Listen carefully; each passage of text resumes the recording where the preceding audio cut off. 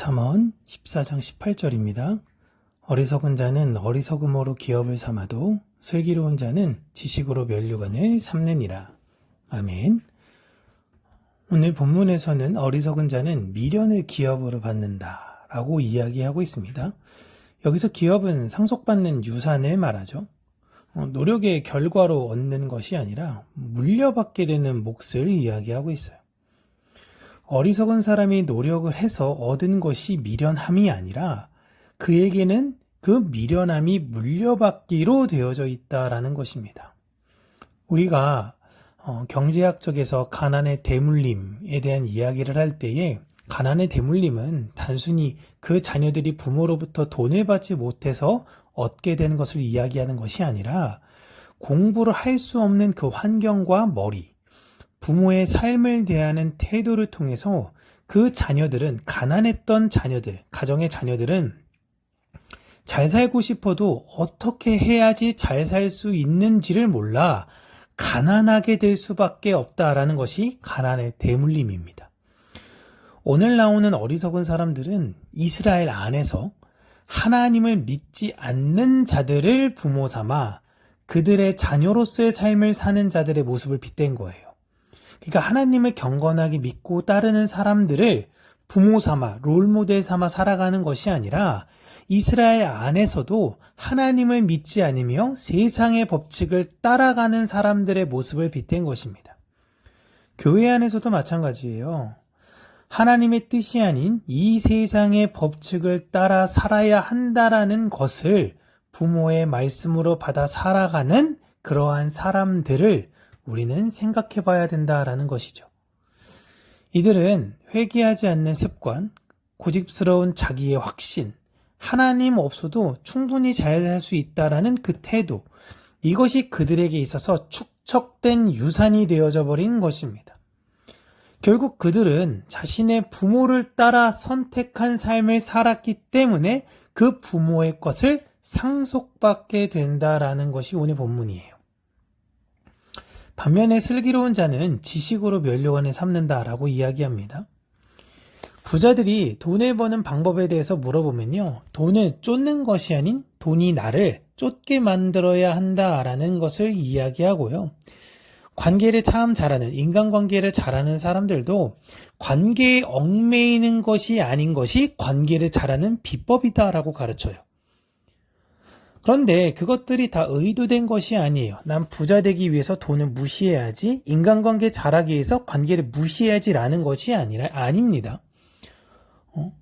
그냥 그렇게 살았던 자들에게 어떻게 부자가 됐고 어떻게 인간관계를 그렇게 하셨어요? 라고 물어보니 그냥 그렇게 신경 쓰지 않고 살았다라는 걸 이야기하고 있는 것을 말하는 거예요. 세상의 것을 신경 쓰고 세상에서 유력한 자가 되기 위해서 애를 쓰면 쓸수록 세상에 더 집착할 수밖에 없는 것입니다. 그렇게 진짜 슬기로운 사람들은요, 세상에 집착하지 않는 사람들이에요.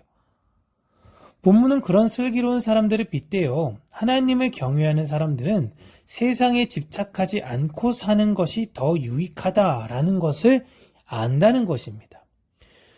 여러분, 종교 중독된 사람들도 존재합니다. 그분들은 그 종교 중독이 하나님과의 관계를 얽매이기 때문에 그들의 실제 삶이 굉장히 피폐해지게 되는 경우가 많아요. 사이비에서 나타나는 아주 대표적인 특성적인 것이죠. 하나님과의 관계에만 집중하라라는 것입니다. 그러니 이웃과의 관계가 파탄되는 경우를 보는 것이죠. 이 두 부류의 종류의 사람들은 한 번의 선택을 통해서 그렇게 되는 것이 여러분 아닙니다. 이것들은 축적되는 삶을 살게 되기 때문에 이렇게 되는 것입니다. 어리석은 사람들은 날마다 그 미련을 쌓고 있고 슬기로운 사람은 날마다 지식을 쌓고 있는 거예요. 이 말은 나의 오늘 하루의 습관이 어떻게 모이느냐에 따라서 내가 어떠한 유산을 받게 되느냐라는 것입니다. 그렇기에 나는 지금 무엇을 쌓고 있지? 라는 걸 끊임없이 반문하셔야 돼요. 겉으로는 신앙생활을 한다라고 이야기하면서 혹은 내 속에는 이 세상의 기업을 쌓고 있기 위해 매진하고 있는 것은 아닌가? 모든 인간들은요, 이 세상에 살기 때문에 어리석은 자의 자리에 서 있습니다. 하나님을 선택할 수 있는 가능성이 없어요. 하나님 없이 스스로 옳다 여겼던 삶이 사실 이 세상 모든 사람들의 본질입니다. 그러나 하나님께서 이스라엘에게 율법을 주듯이 교회 안에 예수 그리스도라는 새로운 기업을 주셨어요. 우리가 받을 기업은 더 이상 미련이 아니라 의와 생명입니다. 그리스도는 우리의 지혜가 되셨어요. 십자가는 이 세상에서 볼 때 참으로 미련해 보이는 것이지만 그 안에는 하나님의 놀라운 지혜가 담겨져 있습니다. 우리가 그리스도를 알고 그분을 따를 때에 우리의 삶은 새로운 축적을 하기 시작합니다.